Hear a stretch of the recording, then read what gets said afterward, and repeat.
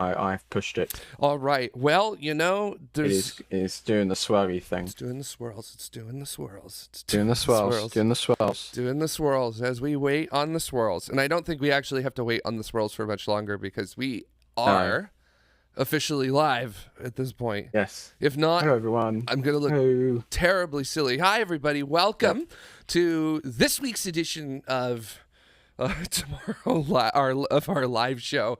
Super glad to have you all here today. I'm Jared. That's Ryan right over there. Me. Hello. And as you could tell, it is myself and Ryan currently on camera. And that is because I've got, as you could tell, just an absolutely busy studio at the moment. I've got Grogu hanging out, being my co-pilot over here. I've also got Jamie hanging out with us right there, as she is. We don't even have a Dutta here today. So, wowee, this is going to be interesting to say the least in terms of those things. If you are a member, by the way, of our channel, which you should become one, don't forget to like, subscribe, comment, other things like that. I know we're just like... Okay, that's out of the way now. We can move on. Yeah, we're like 60 seconds in and I'm already begging. We were going somewhere with that, and then my mind was just like, nope, we're not going to go there. So I guess it wasn't worth pursuing with that. As so many of you in the chat room, as I get to look at it tonight, are saying, Colton, you would think that Jamie would be able to call in with her epic T-Mobile sat phone. Also, Tony Shippick there saying Jamie's playing with T-Mobile, other things like that. That I feel like that should probably be the first thing that we talk about today, Ryan. Yeah. Which was yesterday's announcement. So, as soon as I stop coughing, that's all right. You're good. Okay, I was on their Twitter, but SpaceX apparently have done a proper update. Oh, we have done okay, a proper update. Awesome. And now I've got a picture. There we go. Woo! Nice. I should probably put it on yours right now, right? Okay. There we go. SpaceX invites world's carriers to collaborate. No more cell phone dead zones. Which is very exciting if you live in the US at the moment, because T-Mobile and SpaceX Starlink are joining up, and they're gonna basically, if you're in a region, if you're on T-Mobile, and if you're on one of their quote popular plans, and if you're out of range of a normal cell phone tower, you'll be able to use basic messaging and phone call services via Starlink satellites with your phone hardware that already exists. It's not going to be incredibly high bandwidth. It'll be about 2 to 4 megabits for an entire cell zone. But this is still really exciting for those areas. If you're in an emergency, or if you're going out camping or something like that, at least you still know that you have a little bit of connectivity just in case things go south.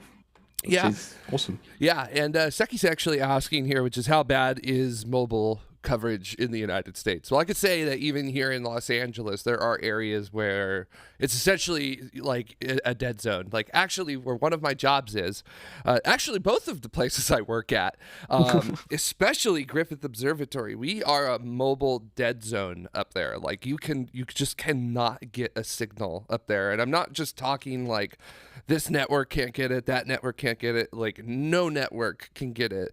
Actually we have to have like our own radios and stuff up there as well, so to communicate. It's pretty wild with that. But I think 2 to 3 megs per second, right? That was the speed that was mentioned. Something like that. That's more than enough for voice to be able to do something like that. So does this kind of make it something like a classic Iridium satellite phone? Kind of, but kind of not. It's the key part here is like the integration. This is your phone, your smartphone you already have. a T-Mobile plan which you're already on. So it just kind of plugs into that, and then for other T-Mobile plans, it will be like for the lower plans, it will be a subscription add-on to that plan. Some plans will be integrated, but T-Mobile also want to collaborate with other carriers across the world. So if you are on a T-Mobile plan and you go to an area which is covered by a, what should we say, collaborator, T-Mobile collaborator, you'll be able to access the T-Mobile Starlink service through that area without needing like a special separate like local SIM card. And it will be the opposite if you live in an area with a collaborator. You'll then be able to access the T-Mobile Starlink service from the US, if that makes sense. Yeah. So yeah, it's really, T-Mobile want to make the world, like pretty much the entire world, connectable, even if it's only a slither of data, but it's still enough to be connected. Yeah, data is data, no matter how much is flowing. Yeah. With it there. And just to kind of throw this in here in our chat room, with it, Eka saying on my former farm, we had a couple areas with no cell coverage, and I could definitely attest to this. Living out here on the West Coast, which is many areas out west lack cell coverage because the population density is too low. Other areas like wilderness don't have coverage. I know for myself, because I do a lot of backcountry backpacking and eventually, and actual mountaineering, that kind of that would be very helpful in the event of an emergency. However, I fear that we're going to get to the point of I'm going to be on top of a beautiful mountain looking out at this breathtaking scenery, and somebody's going to be like, "Oh, I got a phone call to take real quick." With that, although if it does mean that people that like rescue is an option no matter where you're at, like you can be located and things like that. I feel like that you could ruin the beauty of that a little bit. And then Aravel saying, I think the key use of this will be for emergencies and rescue operations in areas with no coverage. Yeah, I know. I've got a Garmin Inreach Plus, which is basically like a little like a little tracker about the size of my phone. It's orange and really cool, and it kind of does a lot of stuff. Also, the There's 3 people here.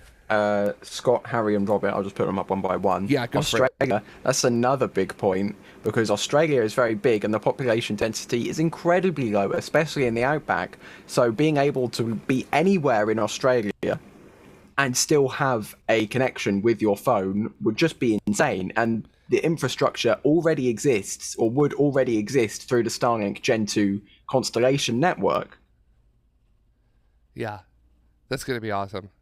So we were talking about that ability for connectivity, and it was originally we were just looking at connectivity as like you've got the Starlink antenna wherever your static location is.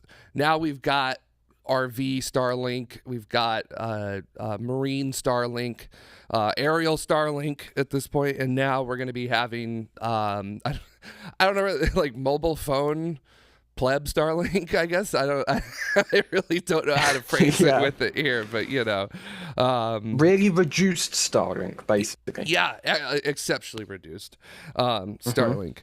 And actually, this is a really good point by Hibidai here.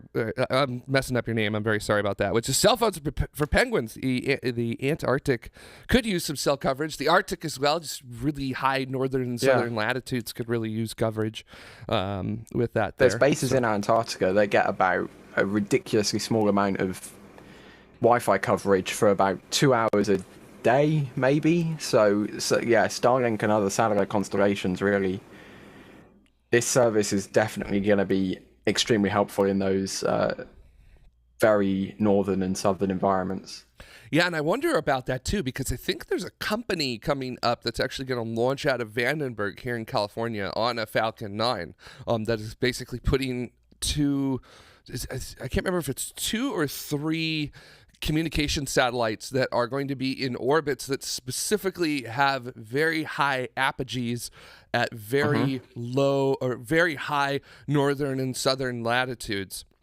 or maybe southern latitudes just for Antarctica with it there. I'm not sure. I just know that there's supposed to be a sort of like Antarctic ComSat that is being developed, and they're going to launch it out of Vandenberg. Yeah.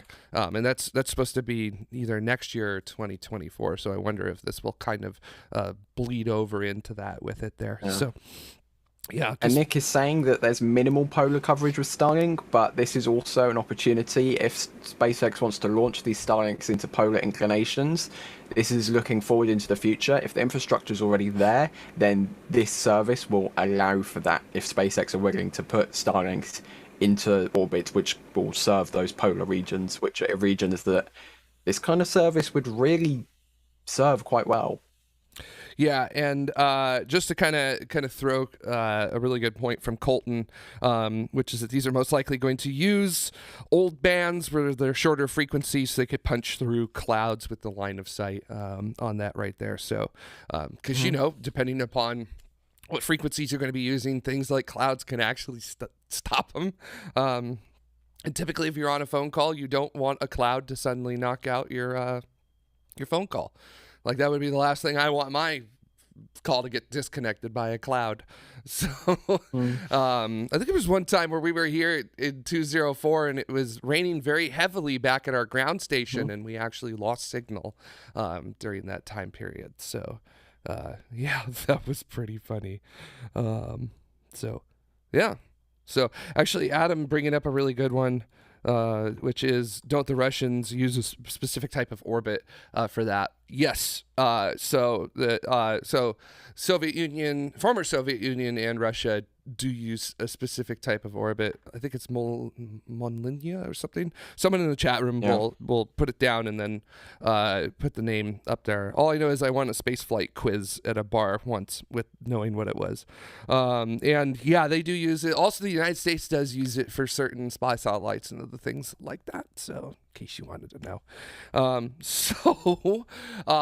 So here we go. You know, Starlink is now really starting to open itself up and make itself accessible to the everyday person. Yeah, which was a really big criticism of it, which is that as a internet service, it was pretty expensive compared to certain areas.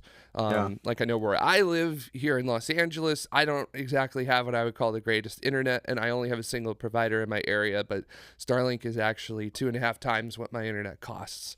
And here it's £75 a month with the one-time hardware cost of £460, which is just inaccessible for a lot of people.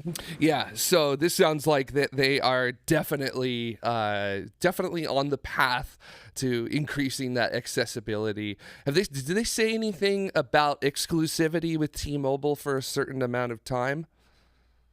I'm going to be honest, I can't remember, but all I can remember is T-Mobile being we want to work with loads of people about this. So I'd assume with the other large carriers in the US, maybe not, but definitely international collaboration is something that T-Mobile seems very interested in. But yeah, it just seems like I'm thinking like AT&T, Verizon, will they get involved with T-Mobile? I'm not sure if T-Mobile will be willing to give up that kind of, because it's a thing they have now. They're not going to be I don't think they'll be willing to give that up in the continental US, especially. Yeah, it would be a lot of money they'd be giving up on that front for that there. Also, it ends up becoming one of those things where if everybody's getting the same amount of coverage, then it just comes down to how much can you charge. And there's, I suppose, what's the cheapest you are willing to set your plans to, something like that. So, that's an interesting thing I hadn't thought about with that. And actually, Carlos here has a really good point here, which is I work news coverage of natural disasters like tornadoes and hurricanes where electricity and cell networks are usually the first thing to be knocked out. Starting built in would be a literal lifesaver. And yeah, I definitely agree with that.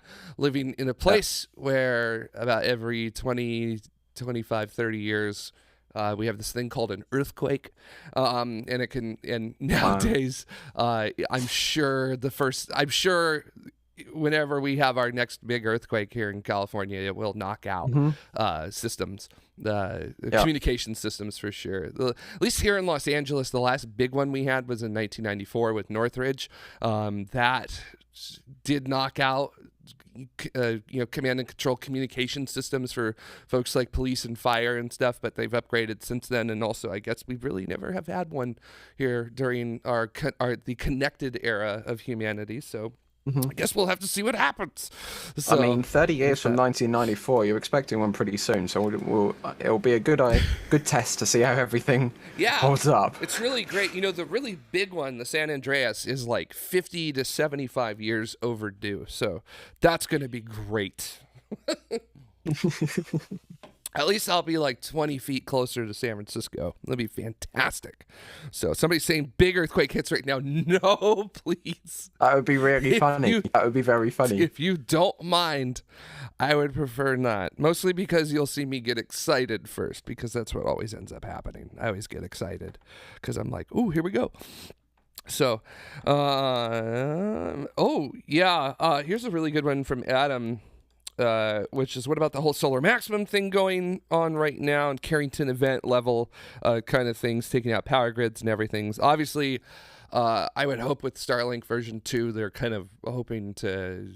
I hope there's something in their design that would help out with something like that. So, but I mean, like they pretty much fried a batch earlier this year. Right? At least now SpaceX and the Starlink team and also other launch providers will have seen that event and learned, don't launch big, giant, flat sail-looking things into an extremely low Earth orbit when the friction in the upper atmosphere is increased because of the solar activity. But I mean, they learned the hard way. They won't do it again. They're launching the initial orbits for the Starlink satellites have risen by a few kilometers since then, and it's good that they're learning, because now they won't fry. Hopefully, they won't fry another batch of Starlink satellites anytime soon, intentionally, accidentally. Yeah, that was a little bit of a whoopsie, but I mean, hey, if you can eat your own cost, you can eat your own lunch, I guess, right? Whatever, how that would happen. Here, I'm just bringing this one up because this leads to a little bit of a funny anecdote, which Johnny Cheese is saying the quake should wait until after the Artemis 1 launch. And then the way the hits just keep on coming, don't they? Which is Eric is saying, can Falcon 9 land during an earthquake? With it, you guys laugh about it. But actually, the morning of Perseverance's launch, we had an earthquake here in LA that morning that was felt. So, like, I can't even imagine being like the folks were in mission control at JPL, and then all of a sudden it starts shaking. It's just like, oh crap! Why now? But I mean, you can recover quick from it. So, anyways, this is a really interesting. I don't want to say like development, because I feel like we kind of all saw this coming. You're saying goodbye to Percy. Yeah. Very nice, Robert. But yeah, this is interesting, and I'm really excited to see what this does for mobile communications. With stuff like that, because here in the United States it's just not great. So having something like Starlink involved in that would definitely help that out. So should be with it. Fail. I like this one here, which is Win, Verizon, OneWeb, and AT&T Kuiper with that there. So you guys are great. I love it. I mean, I'm gonna say I wouldn't be surprised, but I wouldn't be surprised if it happens, but I also wouldn't be surprised if it doesn't. Yeah. Doesn't the UK government has a little bit in OneWeb, right? Yes, they do. But the UK government also, to my knowledge, doesn't own a cellular network. So gotcha. Do you guys have Verizon over there? It's called something else, though, right? Vodafone, I think. I want to say that's what it was. I'm gonna be honest. I'm not sure. I know T-Mobile and EE have a little thing going on. And I also know that EE and British Telecoms have a little thing going on, so there might be a thing in there, maybe, I don't know. In terms of EE. Yeah, in terms of other carriers, I'm going to be honest, I don't know much about them because I use EE, because they provide the best service in my area. Gotcha. So, yeah. Yeah. I'm not well versed on other carriers, I'm afraid to say. Well, at some point we will, I think, because I'm sure everybody's going to try to, a new game is one to jump into. Yep. And it seems like T-Mobile is definitely doing with that. Colton, I think so. Yeah, but I'm Virgin not sure. Mobile, is that a thing over there? I'm pretty sure. But Virgin have a lot of, they have TV, they have airlines, they have balloon, they have space company, they have a lot of things. They have records. Gee, they have records, a lot of things. You're kidding me. So, wow. Virgin I know, Records, right? I don't believe you. Next thing you're going to tell me is that they're selling rockets. That's sort of like putting your fingers in a lot of different pies. But hey, if it works, it works, right? So, Seki Islands. Seki. Oh, that's great. You guys, I love you all in the chat room. You're amazing people. Okay, so Nick has the what's it, the stuff, not the dough, the details. That's the word I was looking for. BT own EE. T-Mobile does not operate in the UK, but Deutsche Telekom, which owns T-Mobile, may have got some deal with BT for roaming. Right. Gotcha. Okay. Cool. That answers that with that. And I hope you like that. So that's that. So now, just kind of wondering, Ryan, you've got something behind you there. Do I? Yeah, you do. What? I do. What is that? That is a big orange rock, Jared. It's your favorite color. Yes, orange is indeed my favorite color with my orange computer here, right? Not red. It's orange. It's orange. So it's not red. It's orange. So if you were a member, that's right, become a Tomorrow member today, you would know what we're referring to. With that there. So yeah, we've got finally big orange rocket. It's not just on the pad. It's passed its flight readiness review. It is sitting under the lights waiting for showtime, which is not long from now, actually. No, so it's very, hang on, I'm going to put this. Yeah, I was going to say, I'll bring that up as soon as you got it. So yeah, there you go. Thank you. Go, look at it. Wow, big orange rocket. It's quite dark in Florida right now. With a dancing Elon next to it, because we don't know how to get rid of that graphic from last week. It's about 6 p.m. Also, I think the camera exposure is not tuned perfectly. But yeah, SLS is lighted up at the pad. Very pretty. And it's kind of crazy to think that Monday at 12:33 UTC, when the window opens, if SLS goes first time, this is like the start of when we're going to go back to the moon. And it's just kind of crazy to be thinking that since 1972, going back to the moon has just been this elusive idea, this plan, this never, it's actually happening. But like, it's actually happening now. And it's just so incredible to think we're actually going. It's no longer an elusive thing. It's no longer we plan to do this in the future. It's we're doing this today. We're going back to the moon. And that is just so cool.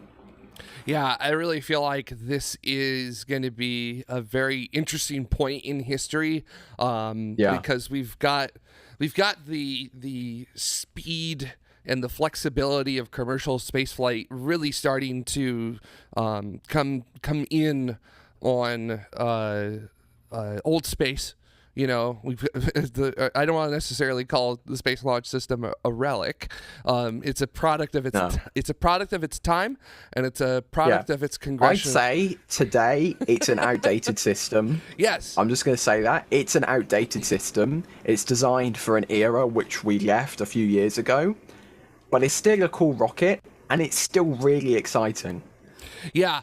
It's, you know,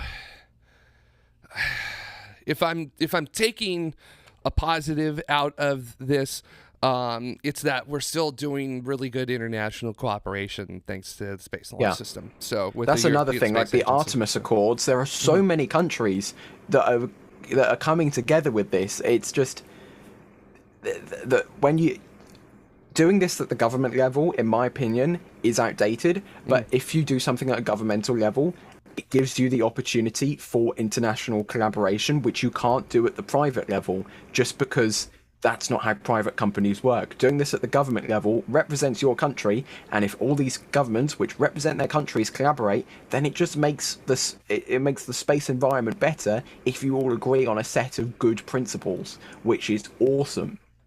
Yeah, it definitely helps everybody out. By the way, I just want to say hi, Jamie. We've got to behave now. We've got to behave. Yeah, we have to behave. Mom's watching. Yeah, with everything set, everything all said and done, it is still an archaic rocket. It really is. It's a product of its times, and it's a product of its congressional districts. And man, it just comes from a time period when commercial space wasn't really a thing.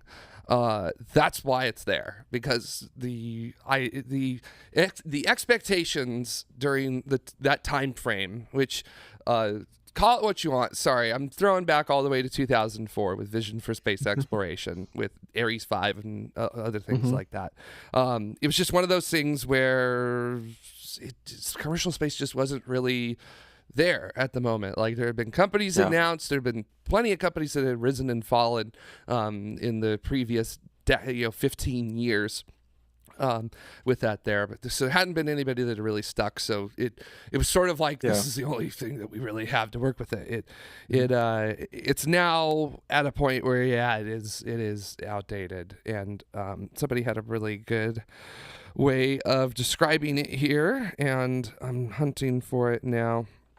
Oh, okay. Yeah, Nigel here had a really good way of describing it. I like that. Dinosaurs are cool, but we don't have them anymore. Which, yes, dinosaurs are pretty awesome, but they aren't around anymore. They've gone Although extinct. I will be honest, I wouldn't really want to stand next to a dinosaur, but on the same kind of idea, I wouldn't want to stand next to SLS when it launches. You know, I'm going to be honest here. I think both of them would be just as dangerous to stand next to. Yeah. So, yeah, You'll either get covered in solid rocket stuff alive or eaten alive. I didn't think we were starting with the rocket. So, and I was very concerned where we were going with that there. So, because there was that scene in Jurassic Park. You know what I mean? Moving on. Yeah. So, yeah, I'm very excited about it. Ryan, what are you gonna do on Monday? I am just gonna sit there and watch it, and if it does go, I will be in awe, because although I won't be feeling the rumble of the solid rocket boosters, I'll be feeling it in spirit, because the audio from all the streams and all of the, like, everyday astronaut, NASA space flight, the launch pad, official NASA coverage, everyone that's there's just gonna be so much noise and excitement and just power, and it's just gonna be amazing, and it's gonna be so exciting. And it's also really awesome, to me at least.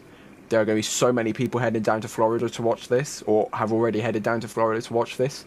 I know that's probably not very nice if you're having to stand in crowds of people to watch a really loud rocket launch. However, just the buzz and the excitement around the spaceflight community at the moment is just like, to me, it feels like back to Falcon Heavy. It's just so awesome to see so many people so excited in the same thing, a common goal, and we're actually going back to the moon. Yeah. It's awesome. It's a big freaking rocket. Who doesn't like huge rockets? Like, if you don't like Boring huge rockets, something's wrong with you. So yeah. You need to get yourself checked out. Like, come on. Like, it's a big column of fire, and it's going to go really fast, and it's going to go really far out there, and it's just going to be great. I'm excited. It's like, finally, you know, like, this program, as I always say, back to 2004, this started when I was still in high school. So, like, gosh, now we're going with this, and we're finally making it happen. And Dutta is watching, and Dutta is correct. I like big rockets, and I cannot lie. Right? Yeah. So it's awesome. It's so awesome. Yeah, I just cannot. I'm very excited. I'm on vacation starting tomorrow through the rest of next week. But I am going to get up early because oh my God, it is early here on the West Coast. I have to get up at like 5:15 in the morning. Yep. Which is early for me, so I'm very sorry about that. I think it's worth it though. I think it's worth it. Exactly. This is a big rocket, and Jared want big rocket. Jared like big rocket, so that's gonna make it happen. Wait, hold on a second. Hold on. Okay, and then the chat room, of course, like 5 of you say something really quickly in succession. Hold on. In the UK, this is a bank holiday. Yeah. Not because of SLS, unrelated, but the first window is a bank holiday. So if you're like me, you live in the UK, you've got no excuses, you need to be glued to the TV watching this thing launch, and if you're not, I'll be extremely disappointed in you. Extremely disappointed in you. Arvale's got a great question here, which is who's older, the Space Launch System or Ryan? I don't think that one's difficult to figure out. Oh, that's fantastic. Oh, that's so good. And yeah, Nick, once again, bringing it with, do big rocket require caps data? Yes, all big rockets require caps with that there. So you absolutely must do that. So, yeah. Yep. I'm so excited about this. I'm ready for it. How can you not be? How can you not be? I'm ready for the... This is going to be, in my opinion, this is the biggest launch of the decade, possibly even the century. Depends what this spurs on in the future. This is the start of humanity's return back to the moon, and that is epic. You just said biggest launch of the decade. So, and of course, we mean, starting from 2020. I mean, to me, the launch of the 2010s was Falcon Heavy's test flight. Like, that was the launch with that. But for the 2020s... Although, I'd say STS-135, I think that might be number one of the 2010s.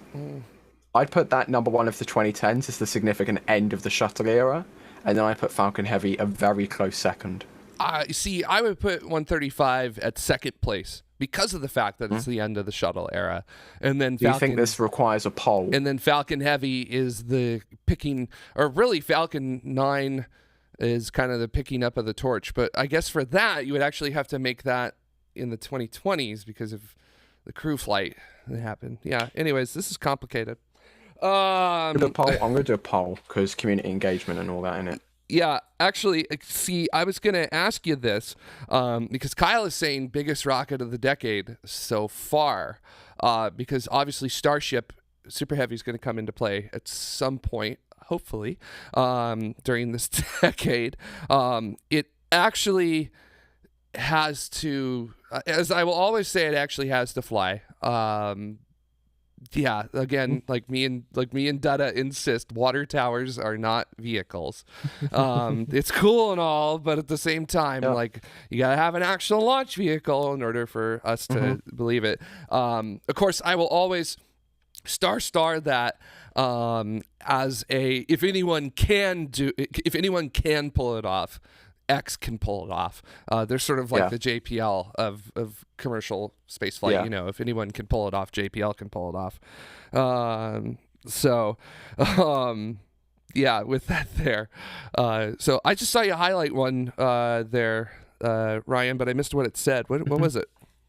Let's go back. Yeah, let's go back on that one because it looked like a really good one that was making a good point with that there. Oh yeah, I can see it on the social right there. I'll pop it up real quick. Here we go. Ta-da! Yeah, from the Launchpad. Launchpad, you get 2 shout-outs. How about that?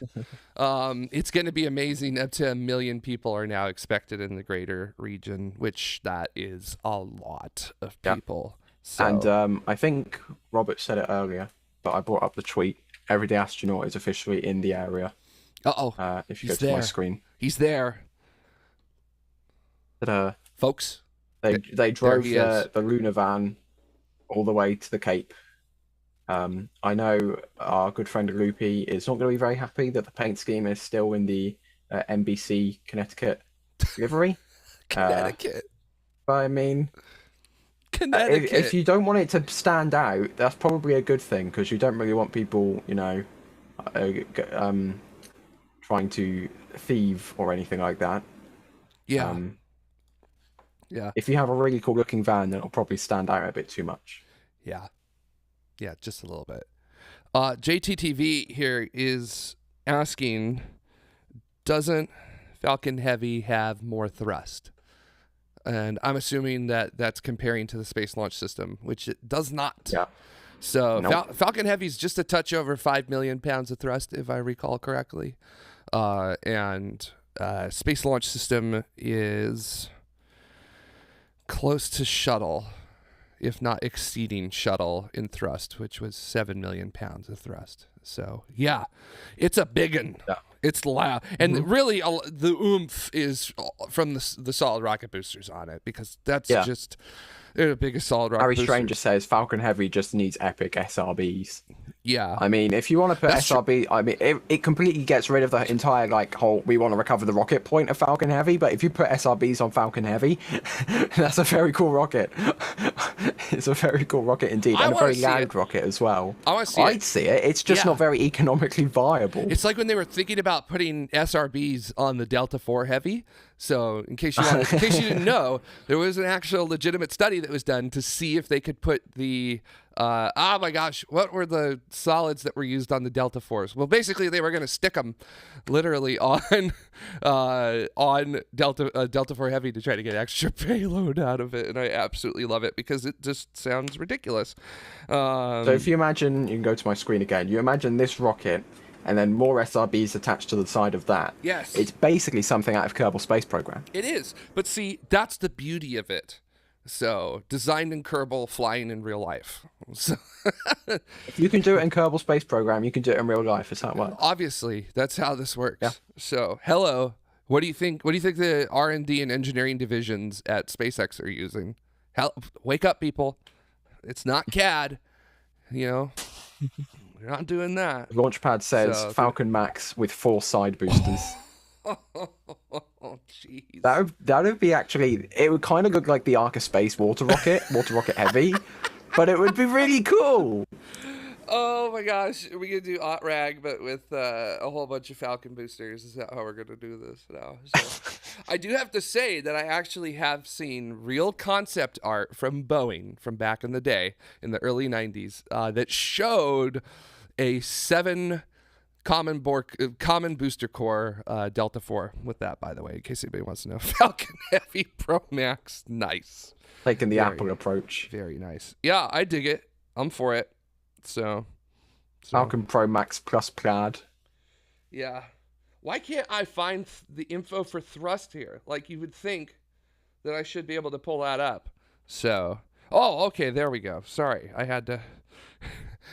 When you complain, it immediately comes up. For those of you with the Freedom units, it's 8.8 million pounds of thrust, which is a bit more than Falcon Heavy is able to put out. For those of you who use international units, imperial units, the metric units, that is what, 39 million Newton, something like that. 39,144,350.08 newtons. 0.08. Yep, I just did that in my head. Totally didn't Google it. If they hadn't put that 0.08 Newton there, I don't know. I don't know if it could have made it off the pad, honestly. Nope. So, by the way, this one's gonna get just to let everybody know, with the thrust to weight ratio on the Space Launch System, this thing's gonna get off the pad pretty quick. It's not gonna look quick because of the fact that it is, it's huge. It's a gigantic rocket. The scale of it is going to make it look really slow. Yeah. But if you remember that thing is the size of the Statue of Liberty, as NASA likes to keep saying, that's a pretty fast rocket. Hey, it was a gift, so we got to keep talking about it, so that we're impressing that. So just like I'm going to end the poll now. Okay, what we got? Falcon Heavy demo won with 93% of the vote. Only 6% of people who voted agree with me. Okay, I understand that, but I'm just going to say that I'm still right. So Yes, you may be correct, but not when I'm here. Chat room definitely calling me out tonight, which is like the scientific units, Jarrett. Yeah, I know. Sorry. You know what? If you anger me enough, if you anger me enough tonight, chat room, I'm going to start saying Kelvins instead of Kelvin. You're on thin ice. So, Pound and Newton aren't even in the same category of units. How does that work? Well, exactly. Exactly. How does that work, Jared? How does that work? The magic of America. So, okay. So, I wonder how much torque it can put out. Can you measure the torque of a rocket? I don't think so, right? I don't think that's how that works. You need a twisty part, and I'm not sure. Well, could you do like the torque of valves or stuff? So, yeah, that's a good point. Can we work out the torque of the turbo pumps of an RS-25 engine? Actually, I bet you could. I bet you sure could. I don't have the mental capacity to do that, but if you're watching and you want to work out the torque of an RS-25 main engine, feel free and let me know on Twitter or YouTube or Discord or something. Yeah. Send it to us on Twitter. That way we can quote retweet you and just put NERD. So, with that there. So, yeah, well, as Harry is saying here, or actually... Let's try once it in horsepower. Horsepower? Well, what kind of horsepower That's a lot of do you horses. want? Do we want brake horsepower? There's a difference. There really is a difference. So, yeah. How many bananas, Nika is asking? Hold on. I pushed the wrong button there. See, if you say something funny, I want to make sure it gets on air. And boy, I'm just not pushing buttons correctly. And then there we go. How many bananas, with that there? So pretty good, with that. So yeah, it's going good. Colton is asking, roughly how many buttons does it take, to get it going? I don't know. So probably a lot more than this. So yeah. How many elephant jets is that equivalent to? Okay, now you guys are just getting like out of control in the chat room. But the problem is I like you guys getting out of control in the chat room. It's pretty funny. So yeah. So we're launching Orion, our second Orion capsule, by the way. And we're launching it out into deep space as well with that. Pretty much. Yeah. And this will be, as you mentioned, Ryan, this is going to be, even for me, this is going to be the first crewed vehicle going to deep space in my lifetime. And I am very excited. Actually, this will be the first crewed vehicle going out of low Earth orbit in my timeline, in my lifetime. Yeah. Which is just crazy to think about. And if we ignore one of the Apollo missions, when the LEM was ejected into deep space millions and millions of miles away, this will be the furthest that a crew-rated vehicle has ever gone. Yeah, well, I would say it's the furthest a crew-rated vehicle's ever gone, because I feel like you have to get it back with it there, like it has to return. So, furthest a crew-rated vehicle has ever gone and come back. Okay, fine. We could split hairs like that. Atomic J, you're personally launching it? Yes. They called me up last night. They're like, hey, we've got like the handheld button thing. You want to come and push it? And I was like, sure. And they said, you're going to have to wear... It's one of them big levers. You just got to push it down. And then that's as launches. But you have to wear a high visibility jacket and a hard hat. You're fine. And I was like, hey, get me a hard hat with a mohawk on it, and we're good to go. So, because I mean, if Tori Bruno can have a cowboy hard hat, I can have a mohawk hard hat. Oh, actually, Johnny makes a really great point here. That was something that I wanted to bring up a little bit later too, which is that I believe Clyde Tombaugh went deeper than anyone, still going strong aboard New Horizons.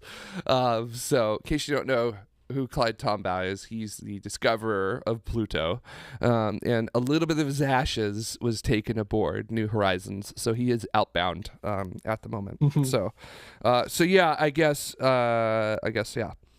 That's how that works. Oh, here's a good one from the launch pad. Since I'm sorry, guys, we're just going to talk about the Space Launch System for the rest of this episode, probably because it's a big deal. Big orange rocket, big orange deal. From the launch pad, what would you classify as total success, partial success, and successful failure? What do you think? I would classify a total success as a total success. Everything, I would say, a total success is they achieve 90% of their mission objectives. They get Orion back in one piece, and it's all recovered nicely. I'd say a partial success is anywhere between... A partial success is getting Orion to orbit and back again. A failure is losing Orion at any point in the flight. There you go. So say if they couldn't get Orion past low Earth orbit, but they could get it back to Earth, that would be a partial success because they've still tested the systems in orbit. If they could only get it to a high Earth orbit, if they could only go around the moon once, if they couldn't go any further, as long as they get Orion back, it's still somewhat of a success. However, if they lose the capsule, then it's a failure because you can't lose a capsule with crew in it. You can have a capsule, not get to its destination, and return crew safely. Yeah. Obviously, to me, a total success has to be everything worked as planned. There is, I mean, not even 90%. It's got to be more than 90%. Like, there has to be a quantifiable point in which we could say that this all worked really, really well, and worked exactly as it should have, which... a partial success, I guess, would be anything outside of that. I don't think there is room to classify anything that might be a successful failure as a successful failure at this point. To me, every flight of the Space Launch System and Orion is make or break. Either it works or it that is probably it. We might wrap it up. So, yeah. Yeah, I really hope it works though. So I'm not I'm not a hater, as it were, with some things with that. So yeah, and they don't have an abort system on this flight, if I recall correctly, right? We had a whole big discussion about this. It's there in spirit. Yeah. So by the way, just to go over NASA's official overview of Artemis 1 here. This is an integrated flight test of deep space exploration systems. So what does that mean? Well, we're talking about the Orion spacecraft and the Space Launch System working cohesively together, along with the upgraded ground systems at the Kennedy Space Center in Cape Canaveral. Those primary operational goals of the mission are to assure safe crew module entry, descent, splashdown, and recovery. In addition to sending Orion on its way to the moon, it's going to carry 10 small satellites as well. A lot of people forget about the fact that there's going to be some CubeSats involved in that. So I'm pretty excited about that. Maybe we could talk about them next week and what they're working on, because some of them are absolutely amazing. Yeah. And it's just, about making sure that we actually have the ability to do this. So, which is important, both from a technology perspective and a strategic perspective as well. So, in case anybody's wondering, with that there. So, and I'm confident that the T's have been crossed and the I's have been dotted, but I'm obviously still nervous too, because wet dress wasn't. Yeah. Wet dresses. It's still a test flight. Yeah, this is still a test flight. Anything can happen, and that's why you do test flights. So to find the problems that could happen. So, yeah, would be. Harry Stranger has said, I don't know if the crew abort system is been certified. Oh, this is brilliant. Oh, Thanks, man. Ian. This is brilliant. Right, okay. Let's do it. Let's do it as a green one. There we go. Okay. There you go, Harry. I don't know if the crew abort system is even certified yet. Well, if you look at my screen. Look at that. They have actually performed a test flight of the abort system. They put Orion on a thickened Minotaur 4, I think it was, and Damn, it's thick. we may have to skip forward a bit. It went up quite quickly. I'm going to look for the part where it went. Here we go. Wow. Yeah, I remember watching this. This was fun. So, And it's pretty good. And so we know it works. yeah. By the way, there were ground tests as well. So there were This is the pad big abort. flashy one, though, because it actually happens in the air. Yeah, that's the in-flight abort at max Q. So it's great. Elon is cheering them on, there, as you can see there. So playing some music for them on the way up, or actually at this point on the way down now. So yeah, and then if I remember right, for this one they didn't have parachutes. So because they've like tested a lot of that. I mean, that looks really. If you don't know that that's an aeroshell, that can be quite slightly disconcerting. Yeah. Just seeing this tumble out of the sky, Yeah. Just because you might think that the crew capsule's still in there. Yeah. Well, I mean, it's not like an Ares 1 stage tumbling. So, no need to worry about that. So, yeah. And as we mentioned, they did do a pad abort test, or equivalent to a pad abort test, very long time ago with it. And Aravail's actually asking a really good question here, which is, was it a little Joe or a big Joe that failed successfully during the launch abort test? So Aravail is talking about the abort tests that were done for the Apollo program.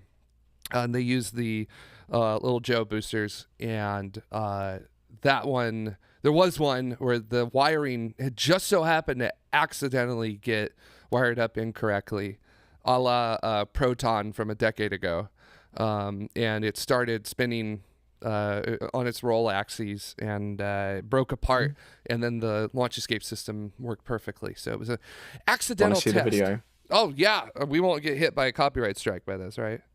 So I don't think so. It's NASA public domain, I think. Oh, great, there's okay. a moth in here. Yeah. So there it is. This has all been slowed down, of course. This is engineering footage with it. But look at that. That is starting to lose structural integrity there, and then it breaks, and then there we go. Off and good. So our astronauts are off on a fun ride. Whee! So I can't figure out, are they the ones spinning, or are they? Yeah. So pretty cool that they were able to do that, with that there. So somebody says, hey, it's the Top Gear rocket. I don't know what that means. So must mean something. That's something for post show, because I don't think we can get copyright striked on post show. Just bear with me for a second. Yeah, no, it's cool. It's cool. I could just show up with everybody here. Yep. And I'll just kind of look down, because this is how I interact with the chat room. With that. Yeah. So yeah, it is a pretty interesting story. A true successful failure. With that, Maddie's asking how high they went with those abort test flights. They went, considerably high up. With that there. So yeah. So, tens of kilometers with some of them. So yeah, it's pretty cool stuff. So of course, you want to test, on ground, pad abort, and then you want to do worst case scenario max Q, and then another one. I think they did another one post max Q as well with that, I want to say. So yeah, that's kind of how it works with that. So Cosmic Connection, there's only been one abort in history. There's been several aborts that have actually occurred in crewed flight. So not just one. So there was a pad abort for a Soyuz launch, and then the in-flight abort that happened just a couple years ago when the first in stage 2018, 2017. Yeah, something like that. So if I Google it, it'll probably come up. Also, really good one here, which is Robert mentioning, did Shuttle ever abort? And yes, Yes, STS-51F did an official ATO, abort to orbit, after they had the center RS-25 or Space Shuttle main engine shut down on them. So yes, they had that, and STS-93 almost a whole bunch of abort modes chosen all at once. Mm-hmm.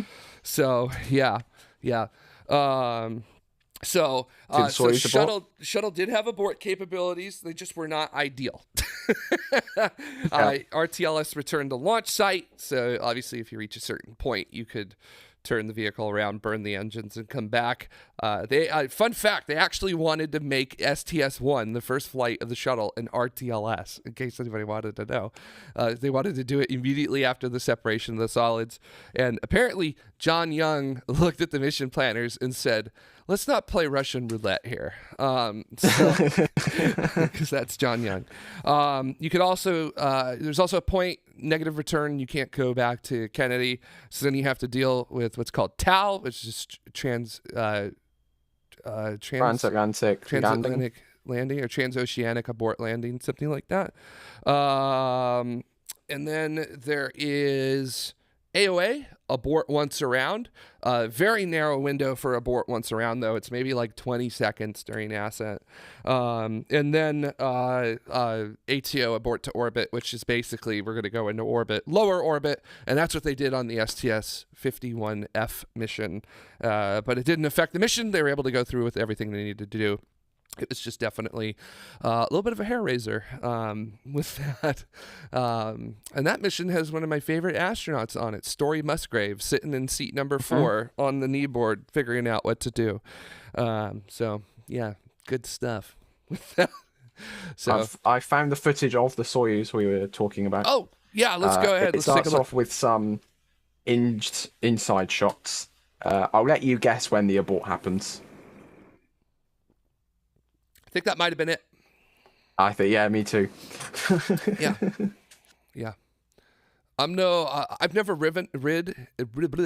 never rode. It was brilliant how the animation just kept going, even after the abort.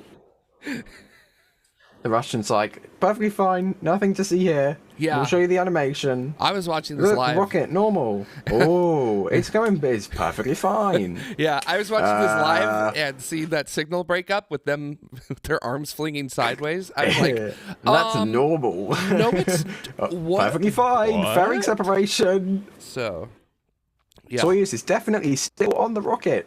Oh yeah, definitely. We're not faking this at all. So this isn't an animation without telemetry whatsoever. It's real. Believe us, please. So, yeah, and that's cool. I think it's cool to kind of let everybody know about that. The shuttle really did have abort modes, which I mean that's like, holy smokes. So I mean, the chances of an abort mode for the shuttle working were not exactly what we would call great. But I mean, hey, if you've got a 1% chance, that's one better than 0, right? Yeah. So I will absolutely. It's better. Yeah, it's one better.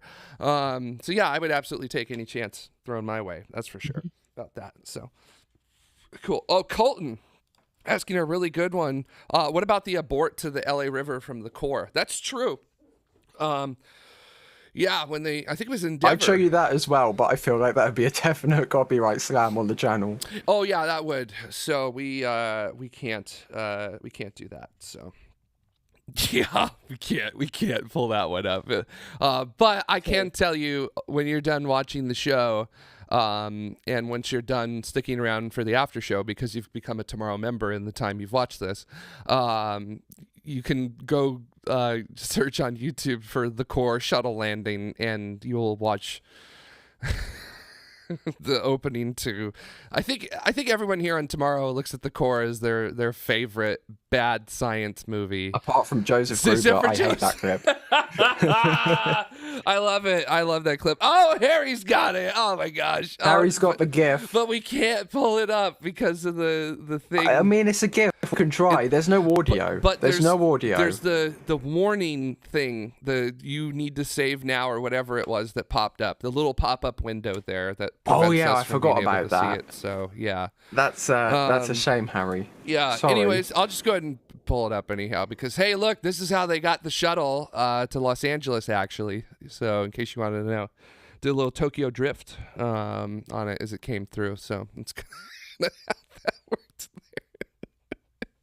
there. Oh, I love that. That's great. That's great. Smokey's asking which shuttle mission was it where they used the external tank to detonate high in the atmosphere to shut down a Sharknado? I don't know which one that was. So I don't remember that.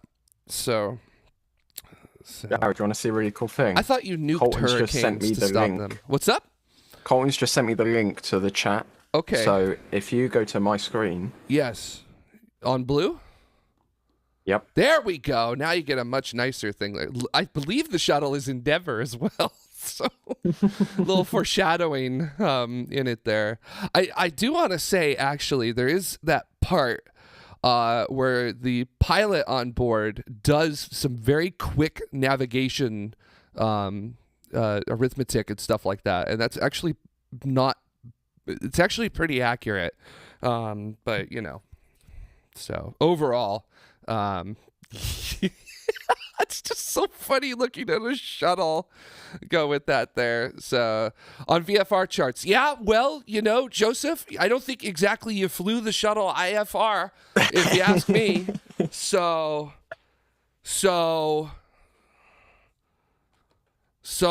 They just on approach into the Kennedy Space Center, Endeavour tuning into Jacksonville Center, requesting descent.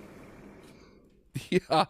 Well, Harry says they didn't even go to Edwards or Vandy. Well, the thing was they were too low. They didn't have enough energy. They didn't have enough to stay on glide slope to get there. I mean, if you're going into the LA River, if only there was, like, I don't know, some kind of airport in the LA area.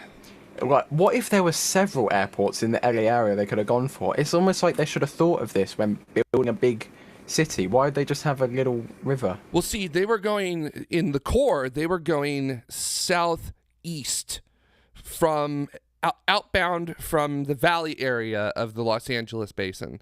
They were not, and they flew over Dodger Stadium very low as well because it distracted that one baseball player. I think it was Sean Green, as I show off my baseball knowledge, because I have knowledge of baseball.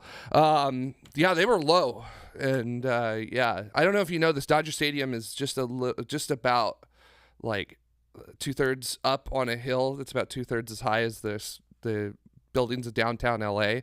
And I don't know if you guys know this. The space shuttle, not a good glider. They could have made it to LAX. I'm sure they could have. Oh yeah, I'm sure they could have. Yeah, piece of cake. So. Yeah, well, in the simulators they did. So yeah, with that there. So, on the charts. Okay, I'm sorry, Joseph. All right. Actually, you know, I wanted to go back and talk about trying to land Space Shuttle IFR. As I was on the train going up through Vandenberg and back, I was like, it gets foggy here a lot. Like, did anybody think about that when choosing Vandenberg as the shuttle site? Because some of these were supposed to be like abort once around launches to grab satellites from polar orbits, you know. So yeah, with that there, so it'd be pretty good, pretty funny with that. So again, yeah, everybody's like, you know. Yep. Does the shuttle even have a ILS landing system? No, it does not. It does not have an ILS landing system. So it doesn't even have landing lights on board, in case you wanted to know.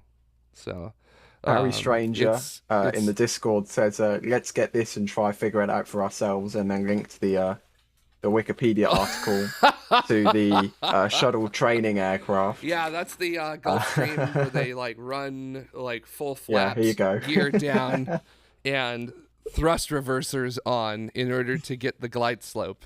You basically have to do everything that makes an airplane not work as an airplane in order to train for the shuttle. So yeah, it's beautiful, I gotta say. So, and according to Robert, the shuttle did have ILS capabilities. What's let's up? let's open this up. Apparently, according to Robert, the shuttle did have instrument landing system for the space shuttle. Okay, let's put this here just in case. The terminal flight characteristics of returning space shuttle It's not been are a good described time and for. requirements for an instrument landing system derived. The presently available systems were reviewed for their deficiencies to serve the shuttle pointed out. The effort of the special committee, this effort consists of designing future requirements for aircraft ILSs, screening proposed techniques for their potential in meeting these requirements, and establishing a common waveform. An ILS concept potentially capable of meeting shuttle and aircraft requirements is described. Oh, so this is basically a massive PDF document describing the requirements for an ILS system for the space shuttle. Oh, so it's not an actual ILS system. It was basically like, hey guys, if we want to land the shuttle in fog, here's some tips and tricks. Here's what you can put in on your game shark to Terminal make that flight happen. characteristics of the space shuttle. Configuration 1, space shuttle unpowered with wings. Configuration 2, space shuttle powered without wings. Cut to my screen. Powered without wings. I'm so confused right now. Is that the HL40 or HL42? That sure looks like it. This is the difference between normal aircraft landing and space shuttle. So you can see the drag on a space shuttle is quite significant if you didn't already notice. Really? Wow. Yeah. And as, by the way, I just want to, the Harry Stranger, the best wings are no wings. I just want to point out as we've got here, which Joseph is correctly pointing out, which is that you technically can land. Oh, I did it again. Sorry. Oh, no, I did it again. Sorry. Oh, wrong one. You technically can land. There we go. Let me push all these buttons so I can find it. You technically can land in instrument conditions with the TACAN system, which is the tactical air navigation system that we have here. But yeah. So you could. But did you want to? Not really. You want those tracking cameras, the key-vis cameras, to be able to see shuttle as it's on approach. So stuff's kind of important. So yeah.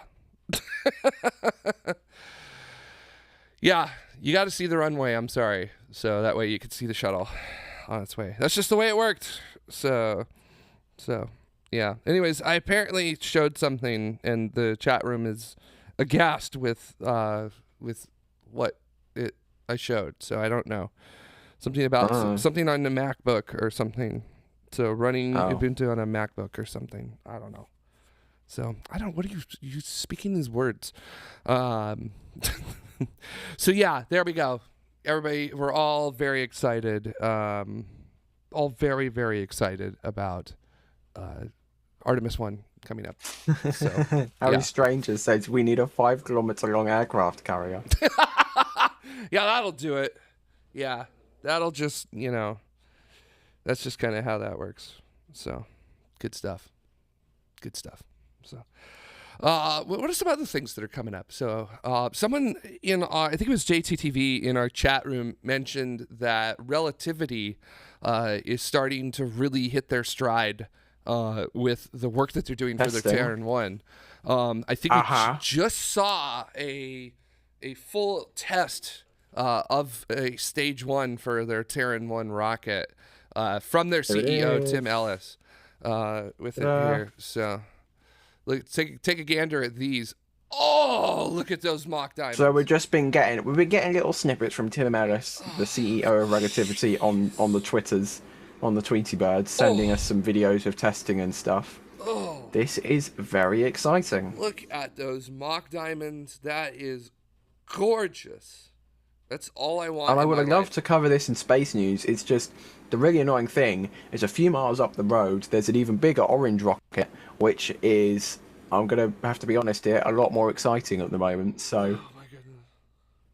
So I would love to cover it, but we just don't have the time. yeah, as some people are in our There's chat. that much stuff happening. Yeah, as Aravel in our chat room is saying, they're really excited for Relativity. Could be the front runner for the first Methalox rocket launch, possibly, because Terran And 1 if I is go Methalox. to not Relativity, Firefly.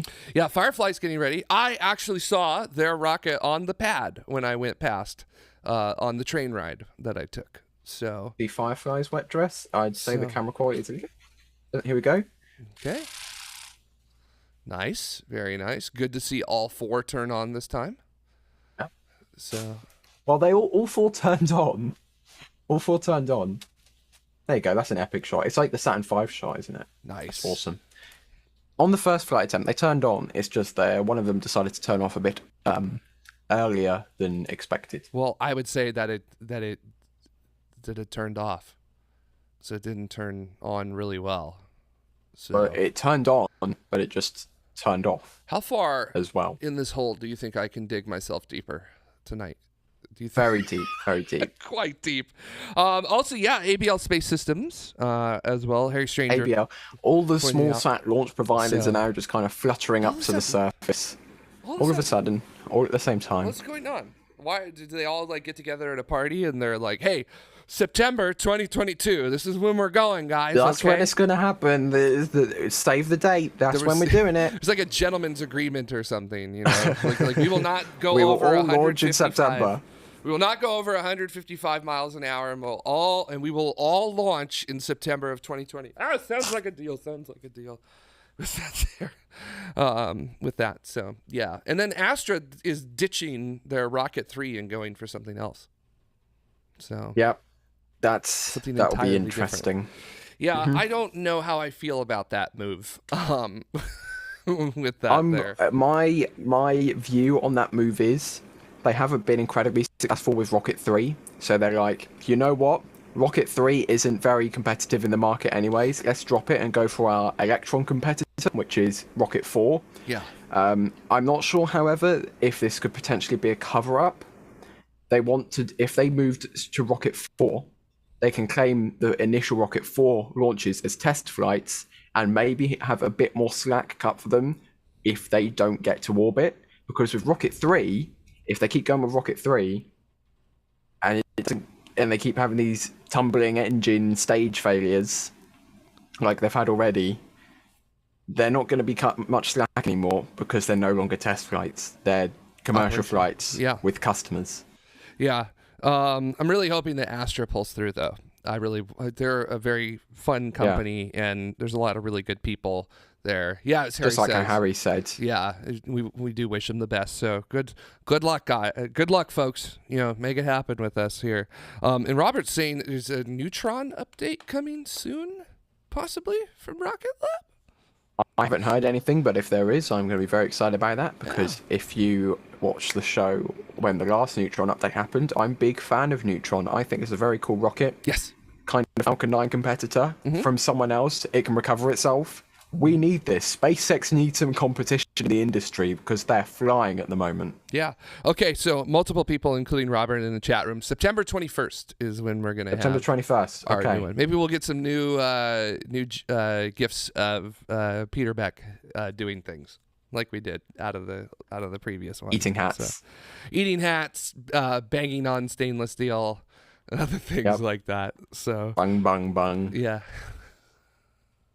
With that there. So maybe someone can, Photoshop me. There you go, guys. You're welcome. See, you watch the show and we giveth you what you want. So yeah, there's a lot. So yeah. And Webb still cranking out the images as well. I'll talk about Jupiter. Yeah. The pretty Jupiter photos. Yeah. Which when I woke up I'd say morning, but it probably wasn't a morning, I'll be honest. Went onto Twitter, scrolling through, and I saw them pictures of Harry. I knew someone was going to bring this up. I knew. There we Here we go. go. Yes. Excellent. That's is the exactly gift. what I wanted. That's all I was looking for today. It was that. So, it's such a good, it cracks me up every time. I love it. So just how smug how smug Peter looks at it, it just adds to it. It's so good. Anyways, I was scrolling through Twitter on my phone when I woke up, and I saw the picture of JWST from I think it was the Easter Webb account. I was like, that's an incredible picture of Jupiter. That's insane. The detail from that photo, it's just like, whoa. And seeing it in the infrared spectrum as well, it's like, it looks like something out of an alien world, and you can see the rings, you can see moons, you can see galaxies in the background. The detail this telescope is giving us is just incredible. Yeah, and this is just the beginning too. The nice thing about these, it's been in service for like what, a month? Yeah, officially, pretty much. Yeah, it's just incredible with this, and it's only going to get better from here too. Once the processes and the techniques. And what's up? Reveal the infrared spot. Well, you're not wrong. That's very good. So that's pretty very good. Clever. It's very nicely done with that there. But yeah, just the atmospherics and looking at it, and as I mentioned on my own Twitter account, the thing that nobody was really talking about that's a huge advantage of this right now is that we're going to be able to do co-observations. So right now, Juno is at Jupiter, and if you get the telescope time to look at Jupiter at the same time as Juno does one of its close passes at Perigove, you can combine that data set together and you can pull out a tremendous amount of understanding of what you're looking at just from those data sets. So again, I just don't think people understand just how profoundly game-changing JWST is. I think people just looked at the budget and the delays, and they didn't realize that, it's kind of definitely not the full picture. Kind of worth it to get full pictures like this. So yeah, I'm really looking forward to seeing the further collaborations, what they do and what they can pull out of it. Especially once Hubble and Webb start looking at places at the same time together. Man, that's going to be an unstoppable pair of that's like two of the greatest athletes making that work. That's amazing. So I can't wait for it. So and JTTV has a question. Yes. Here we go. There we go. Why can you see the rings? Thought that's the whole point about seeing through dust. So my best guess, if I had to make a guess as to why you can see the rings in detail there. Let me move ahead so you can get the point out of those rings there. It's the fact that we're pretty close to that. So, we're rather close to Jupiter as opposed to, say, like a nebulae that are very far away from us, tens of thousands of light years away from us. So I feel like it would be because it's close. So the signature is a lot stronger, or it's warmer in a larger area of the instrument that's being collected, or the collection area for the instrument in terms of its field of view. So that's my best guess. I could be entirely wrong, which if I am, there will be a Reddit post tonight about that. So yeah, we'll find out. Or someone in the chat room will correct me almost instantaneously, which is why I love our chat room, because not only do you guys learn things, myself and Ryan and Jamie and Dutta, when Jamie and Dutta are here, learn things as well. So, so yeah. Matty says, I expect they can shift spectrum focus. That's quite a tongue twister, that one is. Shift spectrum focus. To see the rings more? ? I don't think so.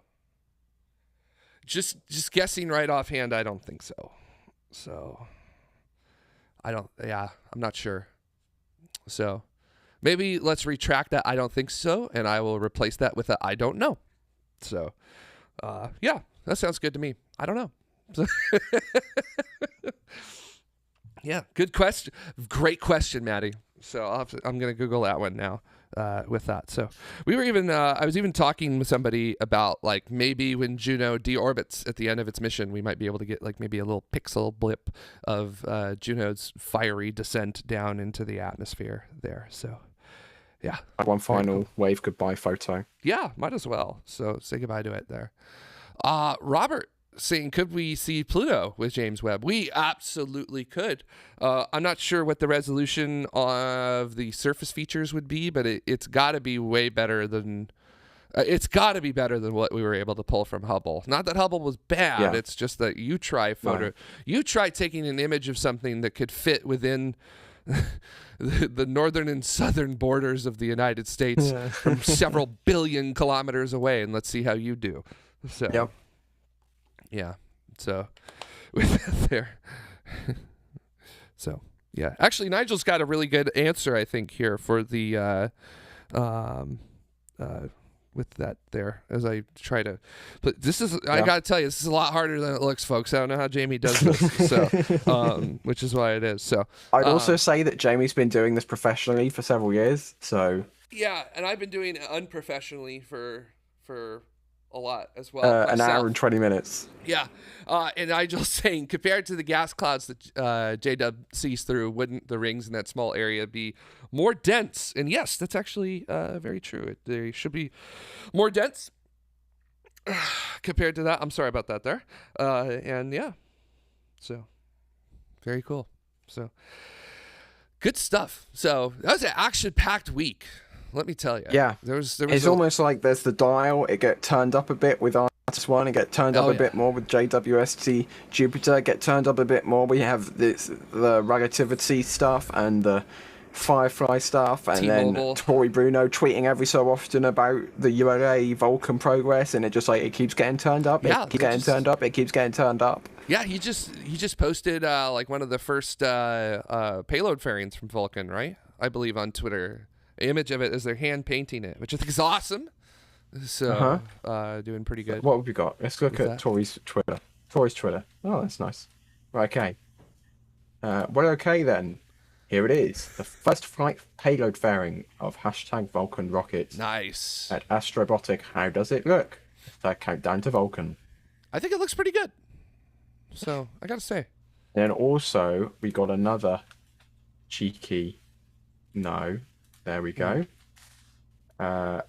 Okay then, I spy a BE-4 flight engine 2 on the test stand. Ooh. Wow, there it is. Everybody said, where are my engines, Jeff? Well, there they are. They're able to be photographed with that there. So super excited. Yeah. Super excited. I don't know about you. I'm pretty excited about Vulcan Centaur. So it's gonna be cool. So it's gonna be a potent one. So, yeah. So there's so much stuff happening right now. By the way, next week. I know. It's almost like the potentials, all of the future things. It's now, and it's actually happening, and it's good. It's good. It's yeah. Exactly. That's how crazy it is. I can't describe how crazy it is. Yeah. Like, it's great. This is fantastic. I was just thinking to myself the other day, like 15 years ago, we'd be talking about 2 or 3 things in 1 week. Now we cannot figure out how to fit, the 20 to 30 things we hear every day into trying to make the show. So as you can imagine, we are going to probably be talking a lot about Artemis 1 next week and oogling over the imagery and video no matter what happens with it there. Yep. Obviously hoping for the best for them. But I believe we're going to go ahead and wrap this up, of course, by thanking all of you who help make the show possible. Yes, that's right. We are all done by you. And your help is what makes the show run. It's a big help for making this happen. Of course, we got to thank NeuroStream, our Tomorrow Model 33 Plaid Pro Plus Tomorrow member. And you can take a look at our YouTube channel to check out all of the membership levels. We also got our Escape Velocity members as well. Great people involved in that. You get some really cool rewards for that, like a exclusive Discord channel where you could see things today, like Ryan and Dutta and Jamie instructing me how to turn the studio on. and also reminding me not to set fire to 204 here, which is very important. And we've got our orbital members as well. These folks, continuing on that theme with that there. And of course, if you are a member, you get to stick around like our suborbital members. They're going to be able to stick around and watch our stream continue through the end of this. And then our ground support members as well.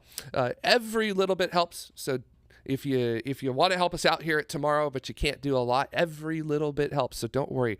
We are very, very happy to get anything and everything from you. Also, there's other ways to do it too. Get in contact with us. Are we still looking for someone to help out with news? Don't know if we are. I believe so. So if you want to help out with the news, I think, what did Jamie say?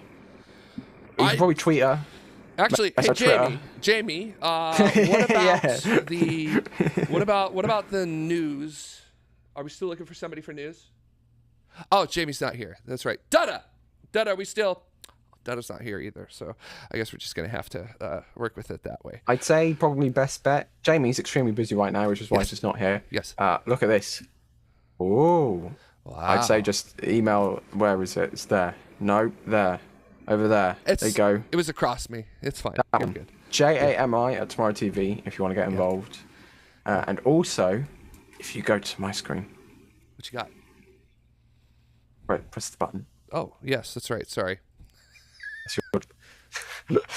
There's an after show. Asks, there's an after show. Which tier off is that?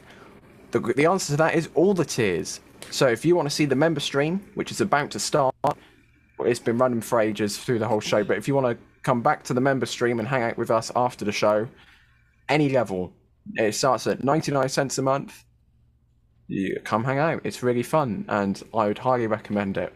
Surprisingly, I'd highly recommend it. Yeah, I don't know what's going to happen today because I'm like at the studio by myself, so the shenanigans that would usually happen, I don't know if they're going to happen at the moment. But there's me and Ryan, and we can banter and everything right there. And Maddie is insisting that you guys need to tell us a secret before ending this stream. So. And there we go, Zeke. Thank you so much. You're going to be able to watch the after show now. So we're going to do that. So see, just like that. That's all you had to do. Just give us a small amount of currency. Very conveniently, Zeke has just become a member. Yeah, welcome that's what I was to saying. The membership. Just congrats. Welcome with that. So JB always tells a secret before switching. I don't really know if that's our style, Ryan. Like I don't know what your style would be in ending the show. What would yours be? I'm gonna be honest. I'm not really sure what my style would be in ending the show. Really? I think I'd probably want to do the show. I probably want to do a really kind of formalized ending, kind of like maybe a big bow or something, kind of